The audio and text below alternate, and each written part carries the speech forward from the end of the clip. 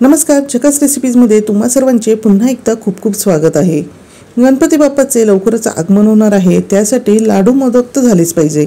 आणि आज मी तुमचा वेळ आणि श्रम दोन्ही वाचवणार आहे, कारण की आज आपण एकाच मिश्रणापासून लाडू आणि मोदक असे दोन्ही बनवणार आहोत आणि अगदी चविष्ट असे हे लाडू मोदक तयार होतात।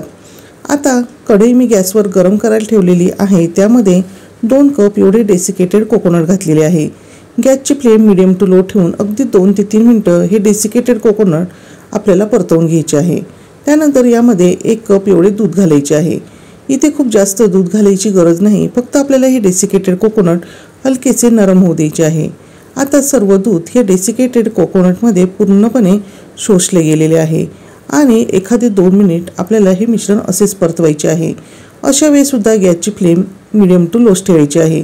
त्यानंतर अर्ध्या कपापेक्षा जास्त म्हणजेच पाऊण कप साखर यामध्ये घालून घेणार आहोत आणि पुन्हा आपल्याला हे मिश्रण व्यवस्थित असे एकजीव करून घ्यायचे आहे आणि यामधली साखर आपल्याला पूर्णपणे विरघळून घ्यायची आहे। पण त्या अगोदर यामध्ये मी 1 चमचा तूप घातलेले आहे।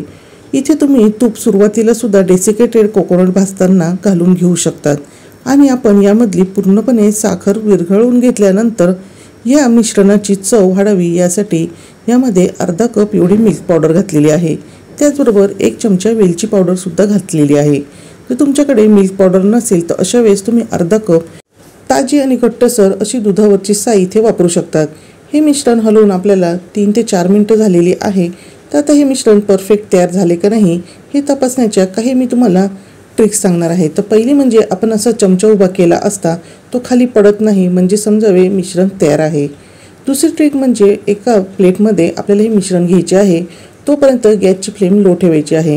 हे मिश्रण हलकेसे थंड झाल्यावर याचा आपल्याला गोळा बनवून पाहायचा आहे।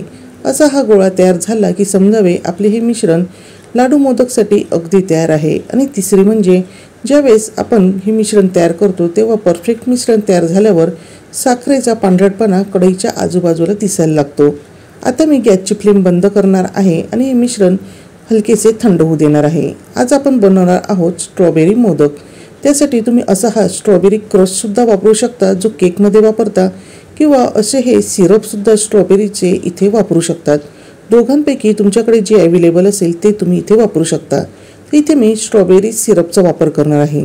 जर तुमच्याकडे हे दोघंही नसतील तर अशा वेळेस तुम्ही 3 ते 4 थेंब स्ट्रॉबेरी इसेन्स आणि असा हा रेड जेल कलर इथे वापरू शकतात। आता इथे मी स्ट्रॉबेरी सिरप वापरलेले आहे, पण कलर मला थोडा फिका वाटत होता म्हणून अगदी 2 थेंब एवढा हा रेड जेल कलर इथे मी वापरलेला आहे। आणि आता आपण हे मिश्रण व्यवस्थित असे मिक्स करून घेणार आहोत। आता मिक्स झाल्यानंतर इथे तुम्ही बघू शकतात की हे मिश्रण दिसायला खूपच सुंदर असे दिसते आहे आणि याला रंगसुद्धा सुरेख आलेला आहे। लगेचच आता ह्या मिश्रणापासून आपण मोदक करून बघणार आहोत। तर इथे माझ्याकडे असा हा मोदकाचा साचा आहे, तर त्याला मी आतल्या बाजूने थोडे असे तूप लावून घेतलेले आहे। एकदाच आपण सुरुवातीला तूप लावायचे आहे, नंतर परत आपल्याला या साच्याला तूप लावण्याची अजिबात गरज नाही। त्यानंतर थोडे थोडे मिश्रण घेऊन आपण दाबून या मोदकाच्या साच्यामध्ये भरायचे आहे, म्हणजे सर्व बाजूने या मोदकाला छान असा आकार सुद्धा येईल। आणि आता आपण लगेचच हा मोदक उघडून बघणार आहोत। तर इथे तुम्ही बघू शकतात खूप सुंदर असा इथे स्ट्रॉबेरी मोदक आपला तयार झालेला आहे आणि दिसायला जसा हा मोदक सुंदर दिसतो आहे तसा तो चवीला सुद्धा खूपच छान लागतो।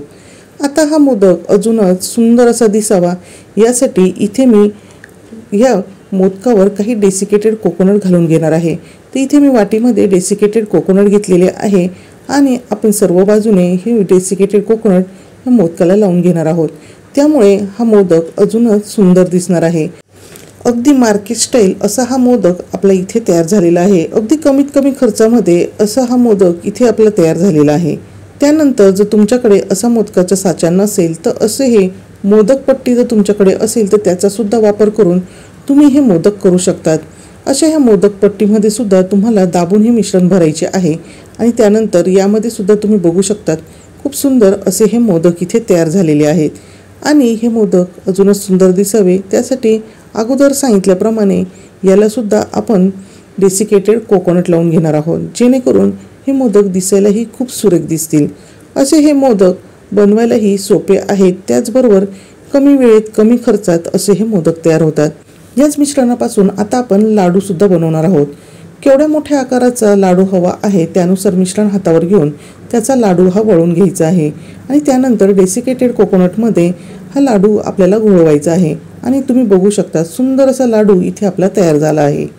इथे मी स्ट्रॉबेरी फ्लेवरचे लाडू आणि मोदक तयार केले, पण तुम्ही वेगवेगळ्या फ्लेवरचे असे हे लाडू मोदक तयार करू शकतात। तर आहे का नाही अगदी कमी वेळेत, कमी खर्चात आणि कमी कष्टात लाडू मोदक तयार करणे सोपे। आपल्या झकास रेसिपी चॅनलवर अशाच वेगवेगळ्या मोदकाचे रेसिपी उपलब्ध आहे, त्यासुद्धा बघायला अजिबात विसरू नका। त्याची स्वतंत्र अशी प्लेलिस्टसुद्धा तयार केलेली आहे। तर मग ह्यावेळेस गणपती बाप्पासाठी असे हे वेगवेगळे मोदक नक्कीच तयार करून बघा। पुन्हा भेटूया असेच एका छानशा आणि झकास रेसिपीसोबत।